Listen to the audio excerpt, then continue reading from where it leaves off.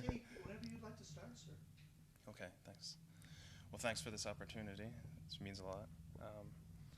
Being a longtime Cure fan, I was very excited back when I heard that Porl rejoined Yeah. the band, and I was just wondering what you think the most significant changes and elements that he brings to your sound, and when you record and when you play live.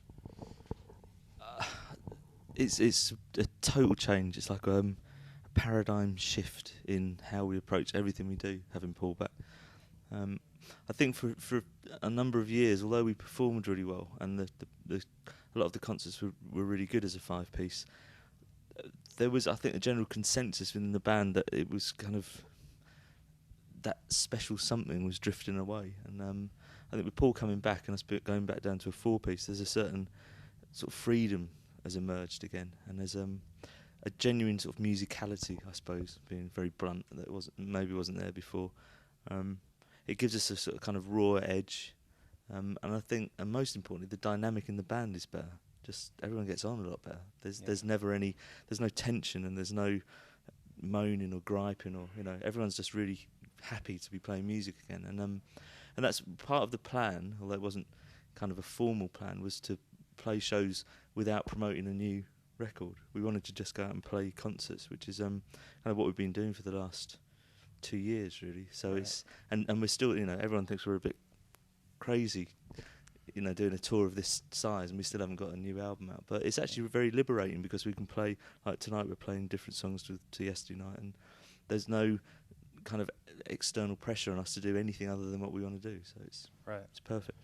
Yeah, and you have a renowned live show, so I mean, the second that you are done playing a show, I think it gets uploaded to YouTube, which is where I get to see you play Spain and Bolivia and all sorts of places. Yeah, it has changed things actually. That the immediacy of the incident. I mean, a lot of it I enjoy. I mean, I enjoy the concept of it and a lot of the reality of the web, but it's slightly disconcerting. In the old days, we were able to kind of introduce new stuff and kind of, I suppose, muck about a bit more and not worry about it too much, rather than the paying customers in front of us, and it's different at a show, but it's slightly harsh sometimes. We kind of see stuff that's been uploaded and we're thinking, it's not really us at our best. So I think when you're watching it on a 3-inch square piece of YouTube footage, you don't really get, taken on a mobile phone, you don't really get a sense of the live show. But at the same time, it's nice that like yesterday we did a new song for the very first time, and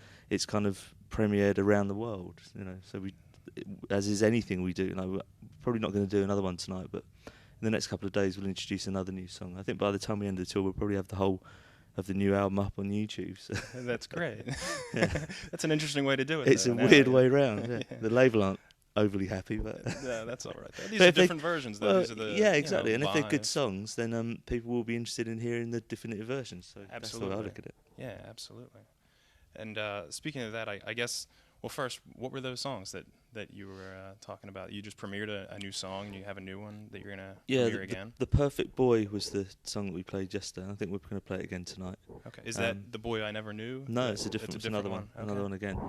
Okay. So far I think we've had The Only One, Freak Show, Perfect Boy, Boy I Never Knew. I think they're the new ones that we've played so far. Okay. There's another one called Sleep When I'm Dead, which I think is the next one in line. Okay. They're kind of queuing up to get played. But, that's great. We're playing them as we kind of move through the tour, and we get sound checks, and we start feeling a bit more confident. It's always tricky at the start of a big tour like this, because although we have been playing a lot, there's been a layoff of about 6 weeks, and it was surprisingly good yesterday. Actually, I thought. Usually first and second nights are a little bit kind of touch and go. Legs. So tonight we're putting in some different songs again, which is a bit stupid, really. The others are kind of looking at me askance, thinking, like, why don't we just stick to, yesterday's set was good. But I imagine there's a smallish but significant percentage of people will have come from Washington area, because it's not that far. Absolutely, it's 3 hours. So. Yeah, and any new songs, any new material, people are hungry for. That's why people go to YouTube to check out those songs. So. It's pretty great. I wanted to ask about The Boy I Never Knew, and some of the songs that were mentioned in interviews and stuff as being recorded in the last album sessions, and they didn't make the album. I know Ross Robinson talked really highly of some of those songs, And I was wondering, are they going to come out in that form? Are they going to come out in a new form on the next album? Or They're very different, actually. We did do a version of Boy I Never Knew in the last album sessions, but it just wasn't right. I mean, Okay. everyone raved about it, but I didn't. I thought it was a terrible so you version. just treat it as a demo. I just put it to guess. one side and just said, at some point we'll come back to it. It just didn't suit. I mean, being really honest, it was like it's a very emotional song and it means a lot to me. And I didn't feel that the band were kind of doing it justice. Basically, there was no real intention there. Whereas with this lineup, there is. The recording is really electric. Actually, the version of that.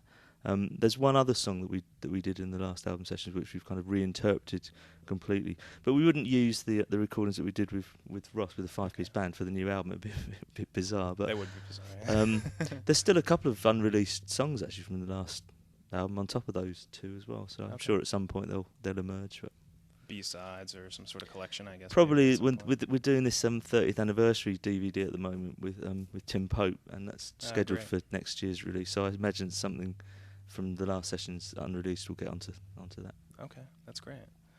Yeah. The Join the Dots collection, by the way, was that was kind of a dream release for me, and I know for a lot of fans, because a lot of your B-sides are just amazing, like to the point where they could have been on the album in our eyes, or they could have been on like their own album, an EP or something.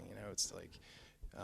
So it was great to have them all collected in one spot. With this singles release thing that we're doing, with a single every 13th of the month. Yeah, it's going back to the days when we were very well known actually for a long period for like as you say, for releasing B-sides that became people's favourite songs. Yeah.